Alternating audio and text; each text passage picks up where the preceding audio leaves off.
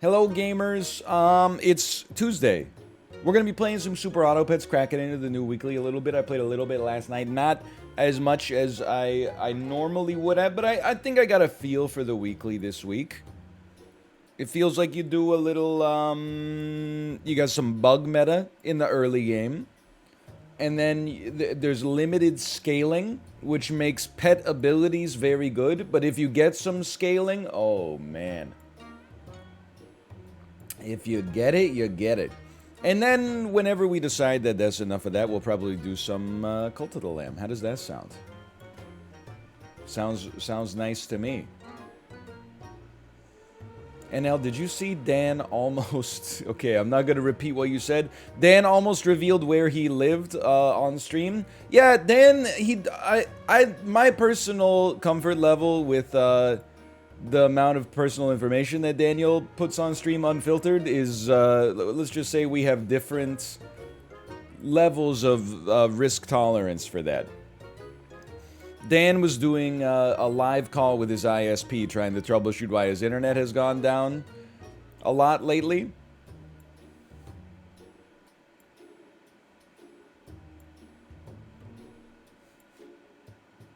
I wouldn't do that personally. He almost revealed where you lived. I mean, don't even, like, be mad about this. Many times, Dan has sent me things in the mail. I have only given him my P.O. box.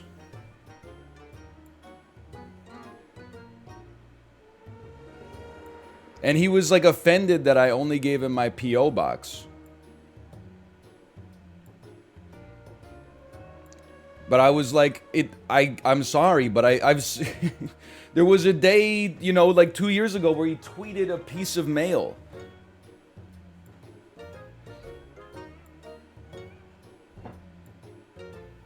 It's just, it's necessary precautions, you know?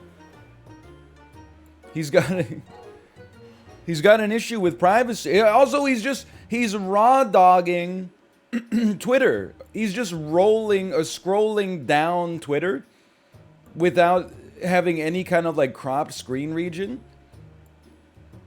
I mean, like, what are you thinking? It's just naive, and I don't mean that in a personal attack sort of way. I just mean like, I mean you've been on the internet long enough to know. I mean, like, what do you think? What are you thinking? You've got to react to his top clip. Please watch the clip and then look at the I mean, to be honest, when I went to his stream, I saw him, he was like well, maybe stalking is not the right word to use, but he was like just looking at some dude's profile on Twitter, and then he's like, okay, now we're gonna go to his blog. I was getting a little bit uncomfortable. We beg you, please. How do I see the top clips from Daniel's stream?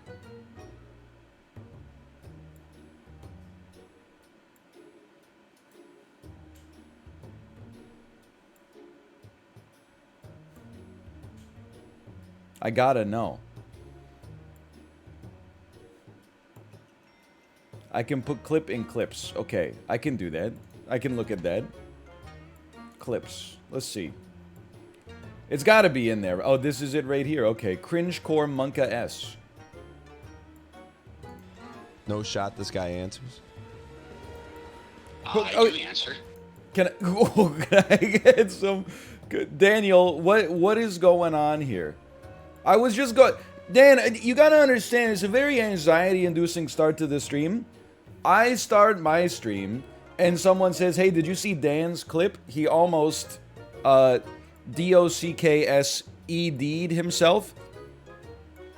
And then I said, oh, it happens sometimes, like he's just raw dogging the internet on display capture. And then they said, no, he almost did it to you. And I had to go and investigate that. And then I had to explain to chat that that's why whenever you send me mail, I only give you my P.O. box. And then you have like you feel like you're being personally attacked when I give you my P.O. box, but it's you don't have the right paranoia about information security. That was a lie? Okay. I trust you in that sense. All right, let's finish the clip here, okay? So we'll start it from the beginning. But it definitely, just to set the context, Daniel's calling somebody who made their own ISP. His first line was, there's no shot this guy reacts, or this guy picks up, and then he says, I do pick up. Let's mute the sap for a second here.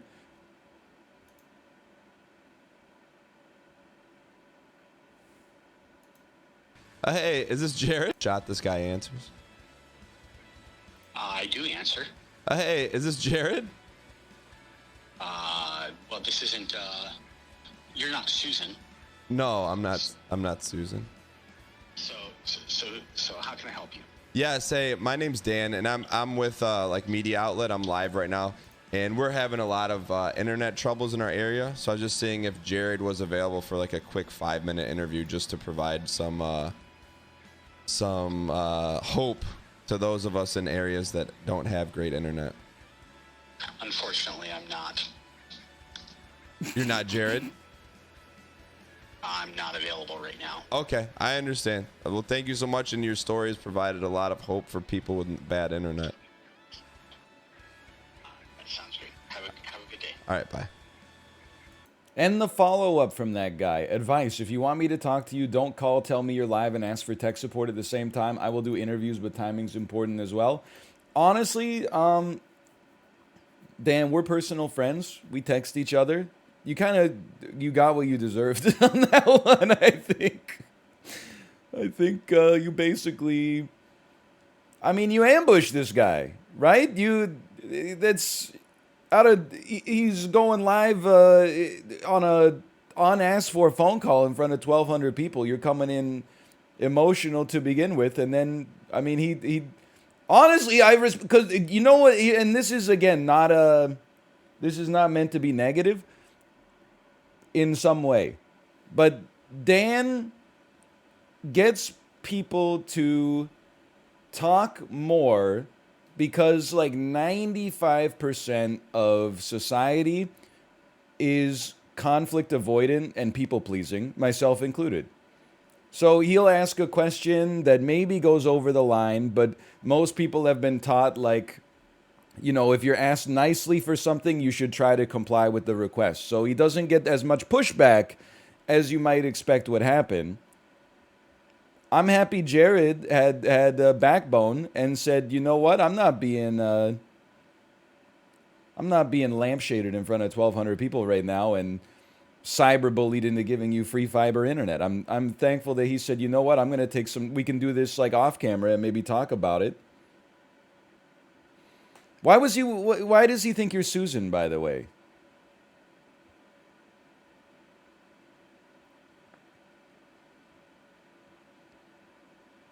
We don't know?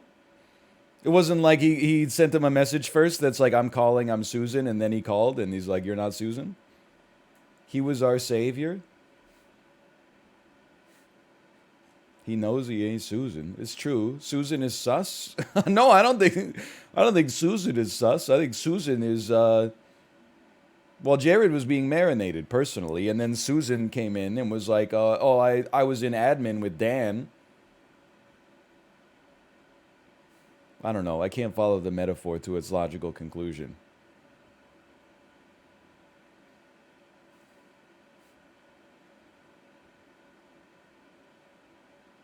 Some other ISP support guy he called came to his chat after and adapted well to us. Thank you, Daniel. You too. I'm very frustrated by your internet issues as well. I can't imagine. I mean, there was like a 2-month-long period, like 6 or 7 years ago, where we were getting horrible frame drops like every stream. It's the worst thing in the world when you're just like, I can't work because some other company is like bad at their job. I mean, if I have a bad stream because I'm tilted or something like that, that's on me.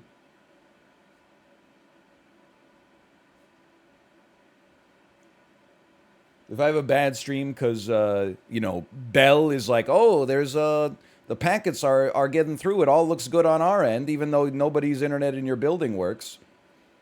That's when you're like, you're annoyed. How'd you fix it? I mean, you don't want to know the answer because it's not even hopium at all. We just kept calling like every day.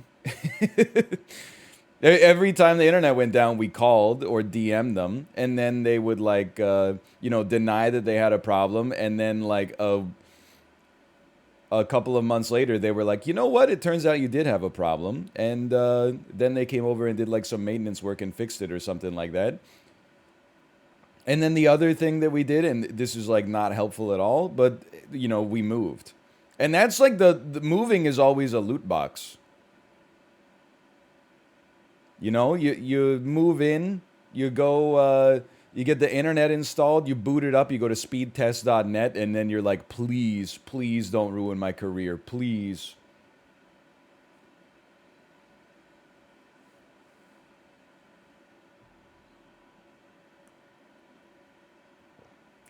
We told Dan it's easier to move. It's messed up, you know.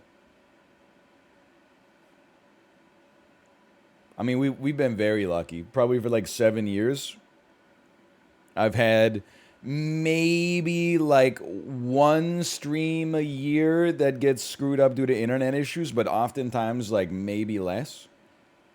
But there was like a year where it was like once a week I would lose one stream.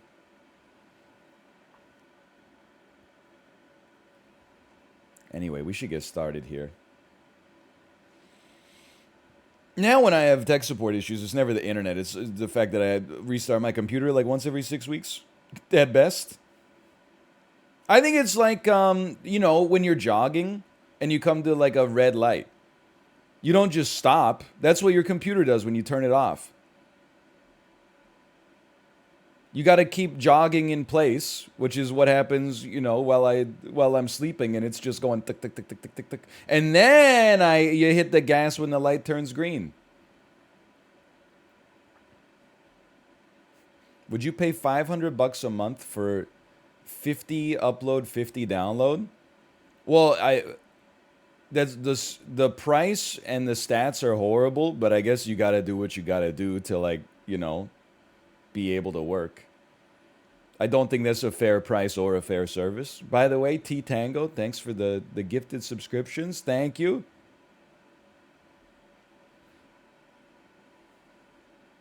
Then you'll love this offer. $1,000 a month for 100. I mean, $1,000 a month is insanity.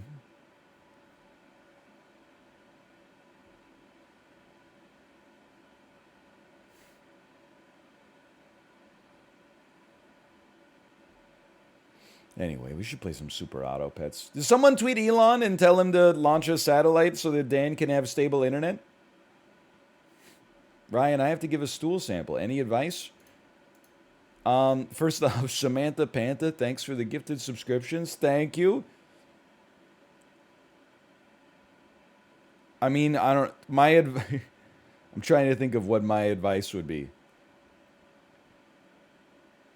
I mean, are you presently going through gastrointestinal distress? Because that's harder. If your bowel movements are normal, just do what they say on the instructions. Put the saran wrap over the seat, drop a log on top of it, scoop the log up with the plastic spoon and put it in the cup. Remove the saran wrap. I don't know what you do with the saran wrap afterwards, because we have these diaper garbage bags that close up at the top, so I was able to sterilely get rid of it without it smelling up the whole place and compromising the garbage can. So I don't know what you do if you don't have those bags,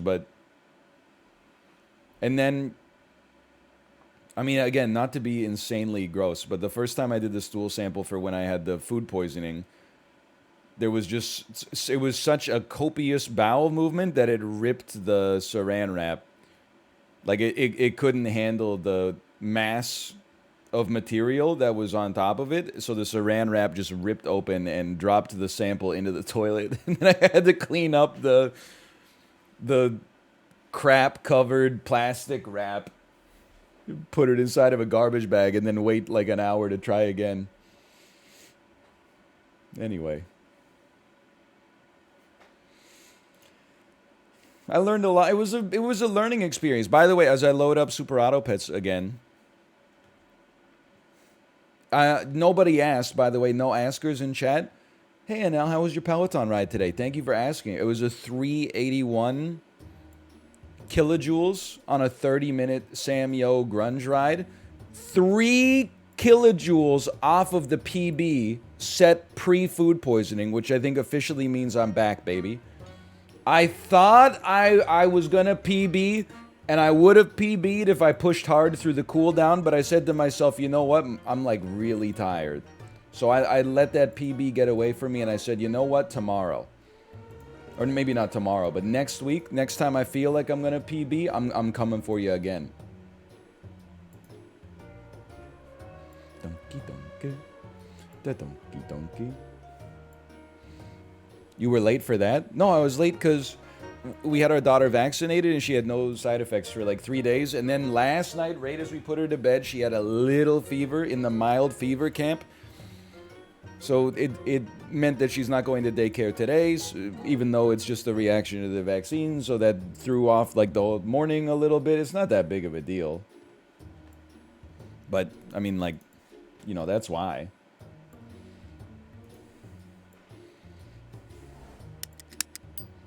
How do you feel about the layoffs at Peloton? Look, I'm not a business guy. I'm Jack Bogle, but like I feel like the same way about Peloton that I do about Uber Eats. Is like, how can you be this bad at making money? You sell a $2,000 exercise bike and then have like video on demand classes with 12 instructors or something. Like, you release like 4 classes a day. How and people pay $2,000 for the bike, $2,000 for the treadmill, $60 a month for the service, and like you can't find a way to turn a profit on that? How is that? How can you not?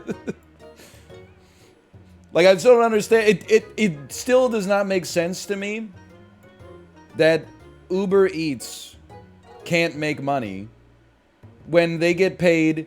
You pay $50 for dinner for 2 to be delivered to your house.